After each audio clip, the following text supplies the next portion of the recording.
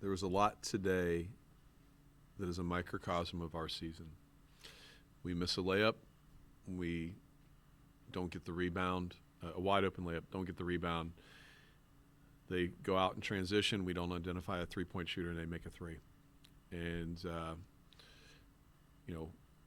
we don't identify number 0, who's their best player. She had hit a three. She's an alpha. She's a tough kid. And our closeout is short, and our hands are down, and she shoots a three in our eye. That's kind of a microcosm of our season. A lot of game slippage from practice and a lot of low basketball IQ plays. And we are what we are, which is a bad basketball team right now. And it obviously stays with me 24 hours a day. And I live and I breathe this. And so for me, this is very difficult. But I'm searching for answers the little that I sleep in all my waking hours, searching for answers because, today we had a really good crowd again. Our marketing people do an incredible job of bringing people here. And the players that played in this program for the previous 19 years built this program so that we could have great crowds, and marketing has done a great job so that we can play in a great environment.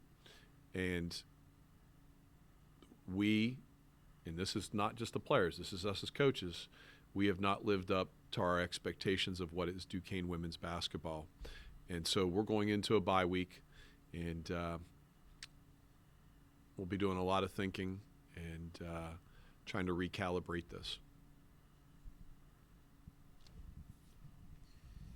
Dan, very early on during the conference slate, you mentioned that the team was younger than you had anticipated. Just with these continued knockbacks, what do you hope that they continue to learn to try to find their next and find themselves?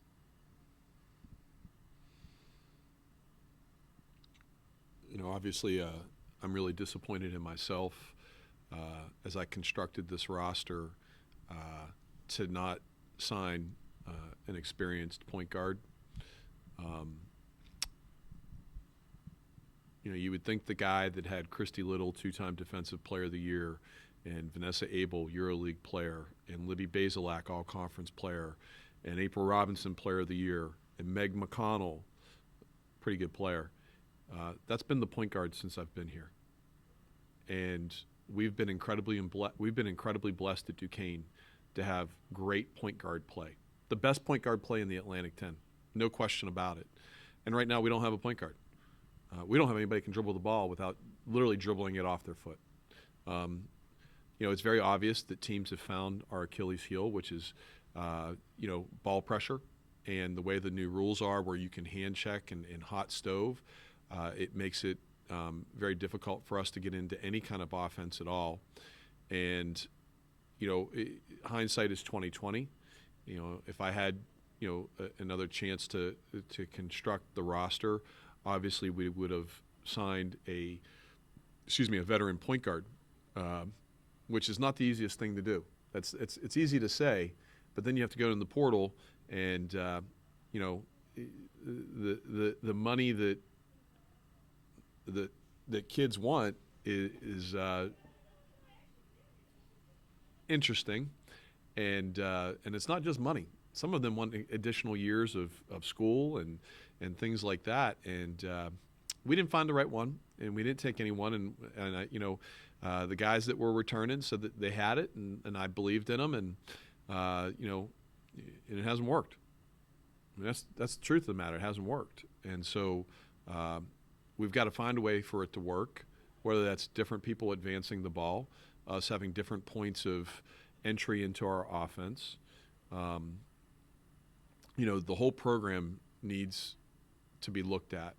And to do that, when you have this kind of situation, a step back, you have to take a deep step back and get a clear look or vision to what success was and what success needs to be as we move forward.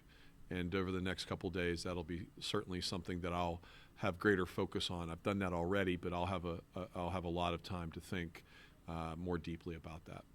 Did that answer your question for you? Yeah. Okay. Thank you. Coach, I know it's been a very tough stretch, and I mean one big thing is the fact that the team's only going to the line on average about 10-ish times a game throughout conference play. Do you think the team is maybe shying away from contact, or do you think it's just certain things in the game plan that's just not working, or a combination? I mean, today, 26 points. I mean, they had 26 attempts. We had 9. I think a lot of it is bad defense on our part, and it's gotten worse.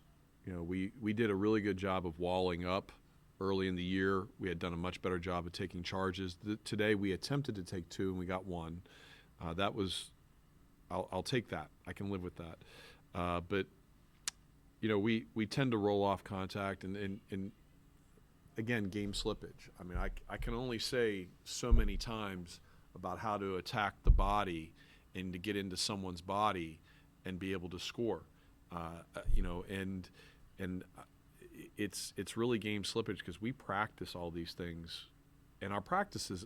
I got to tell you, we've had 3 bad practices the entire season, and the kids have been really optimistic, hopeful. They continue to work hard, but I mean, there's going to come a breaking point when it's just not going to be something that works until it does. And we just can't put anything together right now where it's we go 3 or 4 trips a row and stop them defensively. We can't put 3 baskets in a row together. We might be able to make 2 in a row, but I mean, have we had an 8-0 run all year?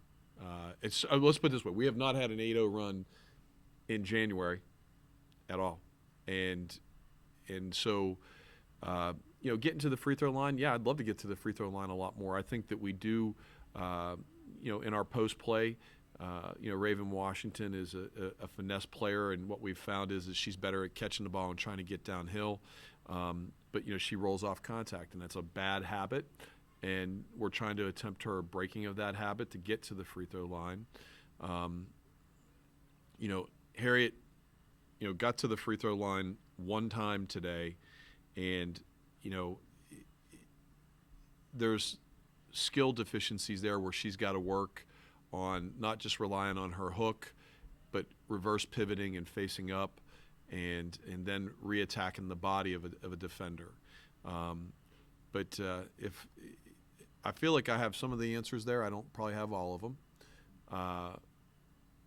And if you've got any for me, please let me know. Dan, obviously no one likes when there's setbacks, when there's knockbacks. How do you find the balance when things aren't going well to make sure that the ladies keep the foot on the ground but not maybe push too hard, or maybe they take that step back? They're really good human beings. And what I said in the locker room is I said, we're a bad basketball team right now. And it's not you guys just as players. We're bad as coaches too. It can't be just one part of the program. It's we're just not in a good place this year. But that doesn't define who you are as a human being. And I think so many people only see me as a basketball coach. And the last thing that I want is for you to call me coach when I walk out of these doors. I'm Dan. And I don't try to use my leverage as a coach to get anything. I just want to be known as Dan and be a regular father. And when I go home and I see my wife and I see my children and I see the success that they're having, that gives me great balance. For our players, I want the same thing to happen. It's much harder when you're younger and your identity is as a basketball player. But there's so much more than that. They're great young women who are fantastic students. They have not given me an ounce of trouble, in terms of defiance or not being good human beings. Like, they're really good people. And, I want them to feel good about who they are as human beings. This doesn't define all they are. Right now, we're a bad basketball team, and that's all of us in it together. We have to find a way out of this. And right now, it's in a spiral. We're in a bad place. We got to fix it. But it doesn't define them, who they are from a human being standpoint. And I hope that I can convey that message enough to them, deeply enough to them, so that they're miserable till midnight. And I mean miserable because we all should be miserable midnight. But for them, they need to be miserable till midnight, and then they've got to move forward because they have academics they have to deal with. And I'll be the one that will take on the long-term misery. That's my responsibility. That's my job as the head coach.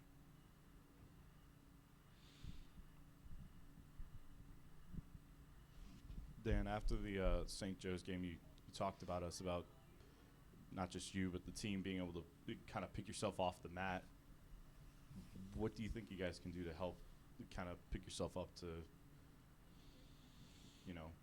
like you said, after? Yeah, how do you pick yourself up off the mat? Like, if you really want to use a boxing analogy, which I did, I would tell you that when you get up off the mat and you're a little bit stunned, you can't throw wild punches that are haymakers and have poor footwork. And how does that relate to basketball? We've started very slowly, like 3-4 games in a row, and we turn it over at a high rate. We only turned it over 16 times today against a team that really wasn't pressuring us a whole lot. But, we had 29, 30 turnovers against Richmond. And we came back in the third quarter against their starters and had a 23-point third quarter and played well. But, we are an undisciplined, lacking defensive.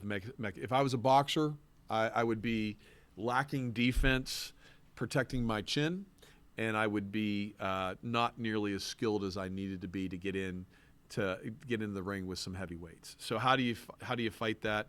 You got to be quick on your feet. You got to be defensive in nature. You've got to very simply continue to get back up, but not swing wildly. And you got to stay within a game plan and not have game slippage. And that's a long analogy, sorry, but it really comes down to game slippage, and we've got to fix that. And when you have a young team, when you have a team that is this young and inexperienced, you're going to have game slippage, but we're at the point in the year where that has to end. And I don't know if I have 5 kids that I can put in the game right now who I can trust to have limited game slippage right now. And that's not a reflection on them and what their work ethic is. It's just more of a reflection on where we are right now from a confidence standpoint more than anything. And so I've got to be a dealer in hope, but I also have to deal in reality. And that's a delicate balance where you're at when you're at where we are right now. You two guys?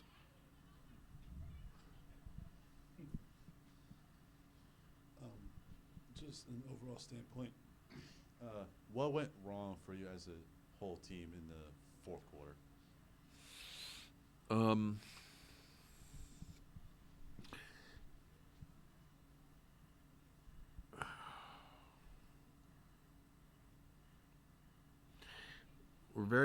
We became very isolation heavy, and part of that is we were having success running rub earlier, which is side pick and roll, and we as our guards are not doing a good enough job of recognizing of how they have to come tight off screens, or they have to run their man into the screen. So we're not doing those two things really well. And then when we do come off the screen and the LaSalle defender of the screener is in drop coverage, we have to shoot that. We have to recognize that and shoot that. And we didn't do any of those things in the fourth quarter. So then it looks like it's isolation and it looks like we're in disarray, and you're like, what's Dan doing? He has no clue. Well, at that point, I have to teach it better of how we have to recognize screening. And so that's your answer. Like, we have to wait on the screen. We have to set up our movement to use the screen so the defender hits. And then once we come off, we've got to see the floor, recognize the defender, and if we're open, we've got to take that shot. And we didn't do that. So what happened? We continued to dribble, and we look like we're in disarray. So there's that. Defensively, we obviously didn't identify shooters, didn't identify who was shooting it, hand down, man down, and they made shots.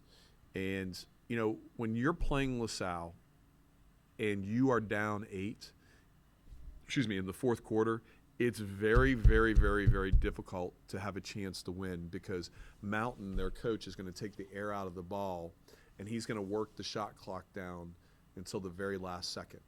And you know, they did a nice job of keeping us at bay, and there's your game. Coach, it's 25-21 at halftime. I just wanted to know what you told your players to kind of just keep them in check and maybe go out strong, a little bit stronger than how they ended.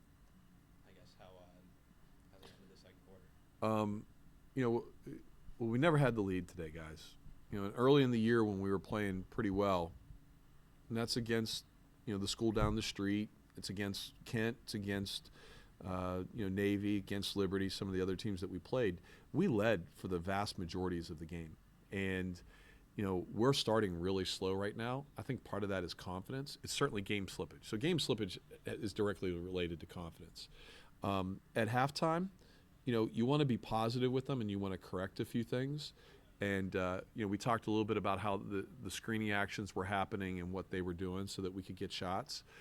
We thought we did a good job defensively. When you give up only 25 points, you got to feel pretty good about that. And they had hit 2 threes in the first 2 quarters. They were 2 for 6, 2 for 7. And on one of them, number 10, the Serbian girl, Ivana, she hit a 3. And that was on me because they had just had the action where they threw it to the post, and it was a quick cut off of that, and they got the quick layup. And I thought Mountain typically goes back to the same play if they have success. So I called Lex to sit in the gap more because 10 shoots about 20% from the three-point line. And she sat in the gap a little bit more. We were late to the closeout, and the kid made a shot. That's on me. That's on me. But that's the story of our season, guys. You know, 20% three-point shooters who go 3 for 4 against us or 2 for 4 against us.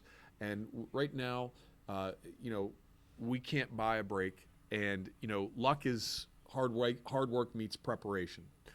And our kids are working hard. Our preparation is okay.